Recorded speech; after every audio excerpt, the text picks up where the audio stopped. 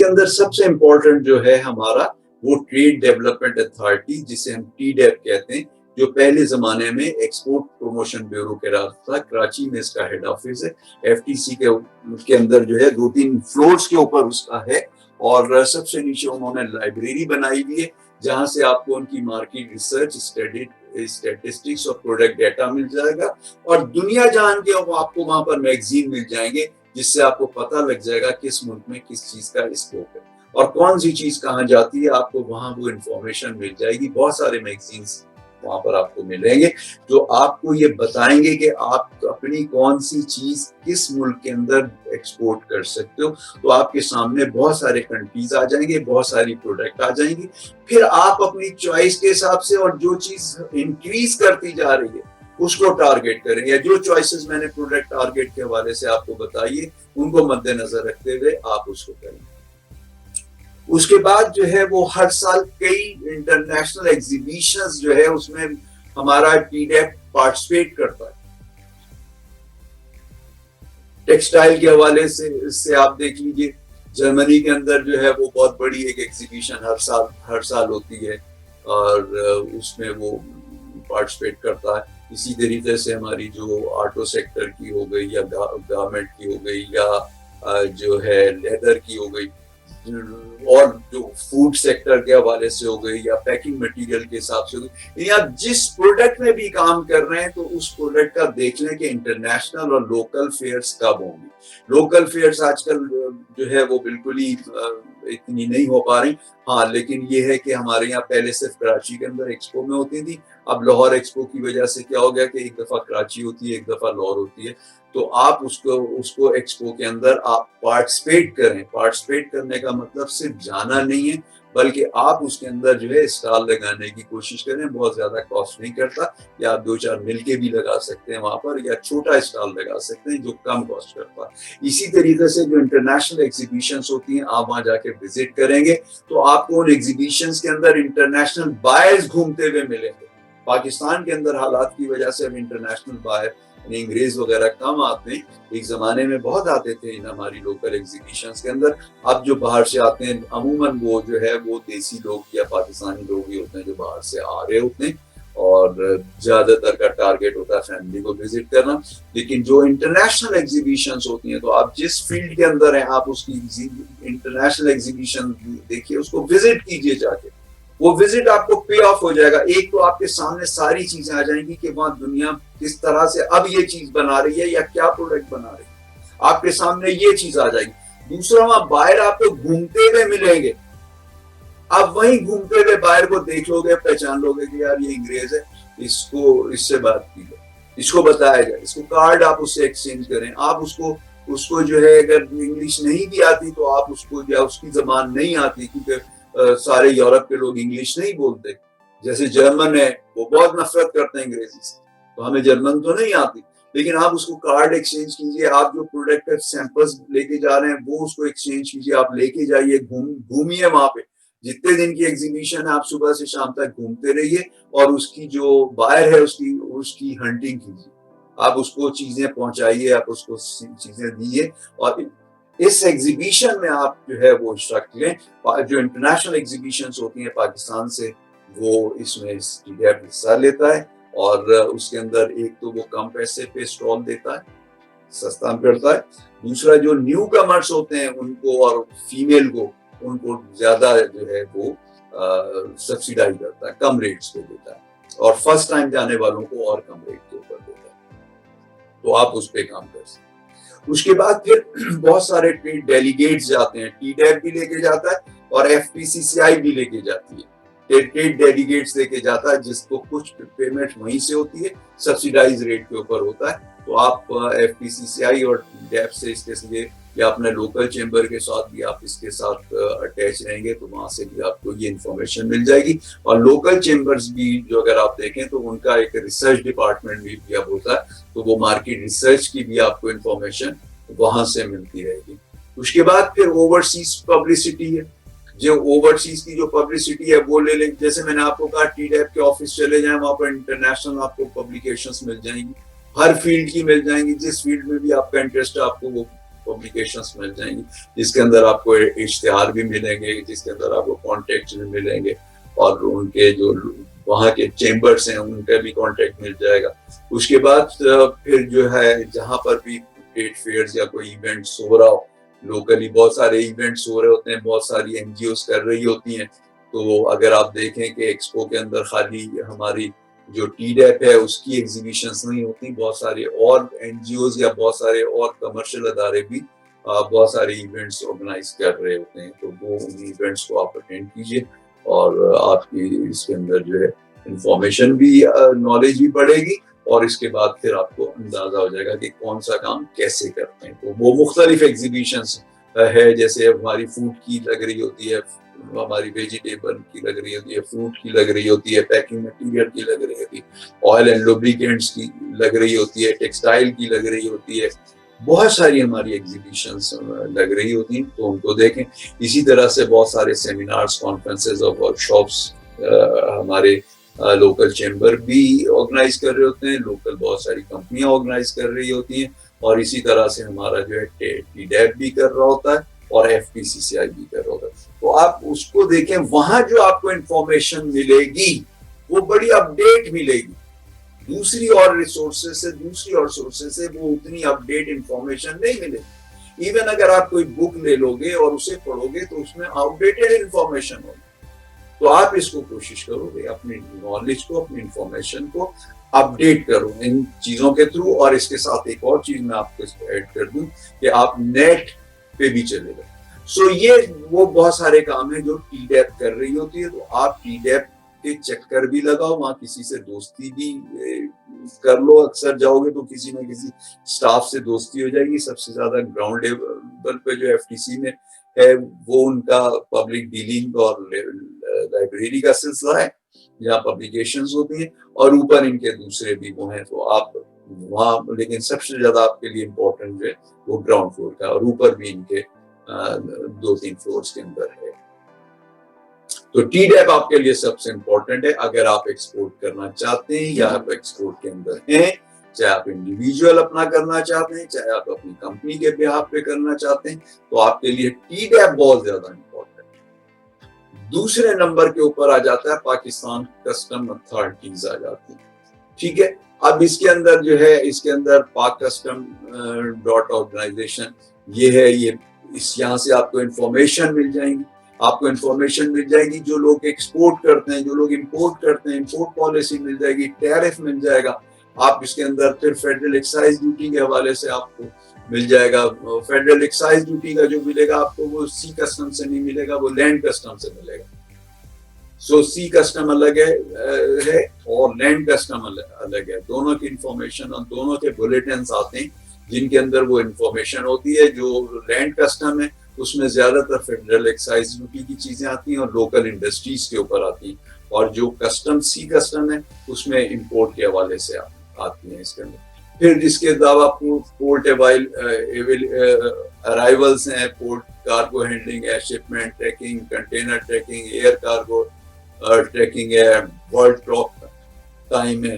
سو آپ کو یہ چیزیں بہت وہ کرنی ہے. اگر آپ ایکسپورٹ کرنے جا رہے ہیں تو ایکسپورٹ پالیسی کو خریدیے, اسے پڑھیے, اسے سمجھیے.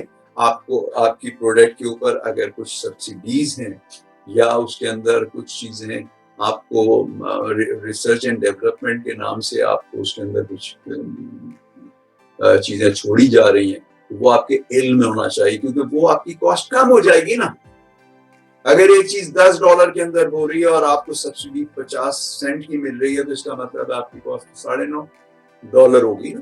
تو آپ اس کو دیکھیے. تو آپ کسٹم ہاؤس سے کی جو انفارمیشن ہے آپ اس کو دیکھیے, اس کی ویب پہ جا کے دیکھیے, اور یہ ساری چیزیں دیکھیے. اور کچھ آپ کو پرنٹڈ مٹیریل بھی مل جاتا ہے وہاں سے, جیسے ایکسپورٹ پالیسی, امپورٹ پالیسی, یہ آپ کو مل جائے گا. ٹیرف مل جائے گا جس کے اندر اس کے اندر کلاسیفیکیشنز مختلف پروڈکٹ کی مل جائے گی اس کی جو, اور اس کے بعد کتنی ڈیوٹی ہے, کیونکہ ڈیوٹی کنٹینیوسلی چینج ہوتی چلے جا رہی ہے, کم ہوتی چلی جا رہی ہے بیکاز آف WTO.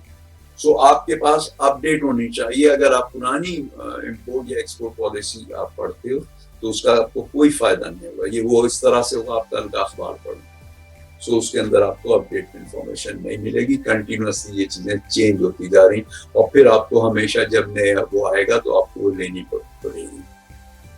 عموماً یہ پالیسیز جو ہیں وہ 5 سال کے لیے بن رہی ہوتی ہیں. اس کے بعد پھر اسٹیٹ بینک آف پاکستان ہے, اس کی آپ ویب کے اوپر چلے جائیے sbp.org.pk, اس کے اوپر آپ چلے جائیے تو اس کے اوپر فورن ایکسچینج مینول وغیرہ اور فورن ایکسچینج کی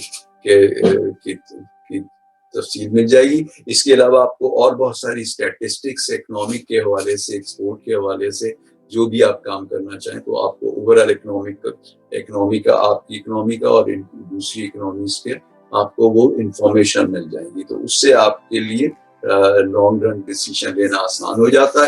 اس کے جو مینول کا چیپٹر 12 ہے وہ ایکسپورٹرز کے لیے, اور چیپٹر 13 جو ہے وہ امپورٹرز کے لیے. اس کے بعد اور بہت ساری ایکٹس اور بہت ساری اور گائیڈ لائنس ہیں, جیسے فورن ایکسچینج ریگولیشنز ایکٹ 1947 کا, یہ آپ کے لیے اس کا علم آپ کے پاس ہونا ضروری ہے. Import and export control act 1950 کا, یہ انفارمیشن ضروری ہے آپ کے پاس. Import policy order, export policy order, جیسے پہلے بھی میں نے آپ کو بتایا, یہ آپ کے پاس ہونا چاہیے. یہ 5 سال کے لیے جنرلی بن رہا ہوتا ہے اور پھر چینج ہوتا چلا جاتا ہے, تو اس سے گورنمنٹ کی ایکسپورٹ پالیسی سامنے آ جاتی ہے. جیسے ابھی میں نے بتایا کہ گورنمنٹ کی ایکسپورٹ پالیسی یہ ہے کہ اس کو ٹیکسٹائل سیکٹر کی جو ایکسپورٹ ہے اس کو ڈبل کر دے, $26 بلین پہ لے جائے ود ان 5 ایئر.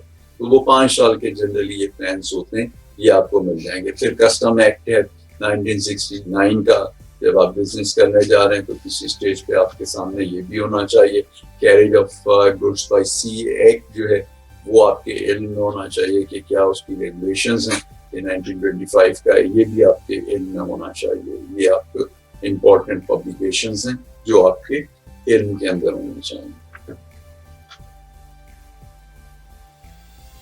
اب آ جائیے کہ آپ نے کام جو ہے وہ کیسے کرنا ہے امپورٹ ایکسپورٹ کا پاکستان کے اندر.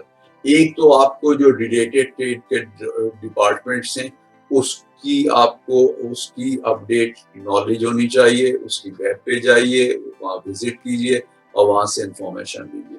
FBR ہے, جیسے فیڈرل بورڈ آف ریونیو, جسے CBR پہلے ہم کہتے تھے, وہ ہے.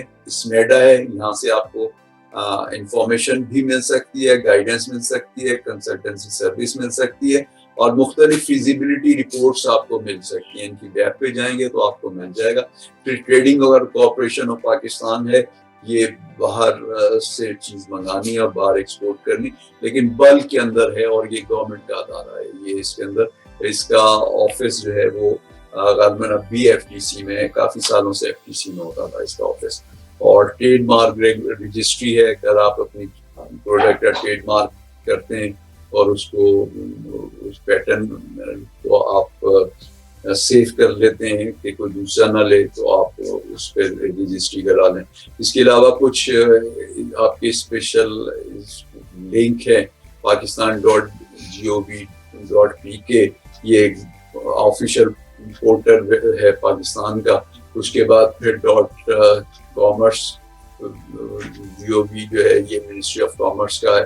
اسی طریقے سے PBS ہے, پاکستان بیورو آف اسٹیٹسٹکس ہے, یہ ساری اسٹیٹسٹکس دیتا ہے. لوکل انڈسٹریز کی بھی یہ federal bureau of statistics information لیتا ہے ایک فارمیٹ کے اوپر. ہر انڈسٹری میں وہ دیتا ہے فارمیٹ, سال کی ساری انفارمیشن لیتا ہے اور اس کو پھر کمپائل کر کے وہ دیتا ہے.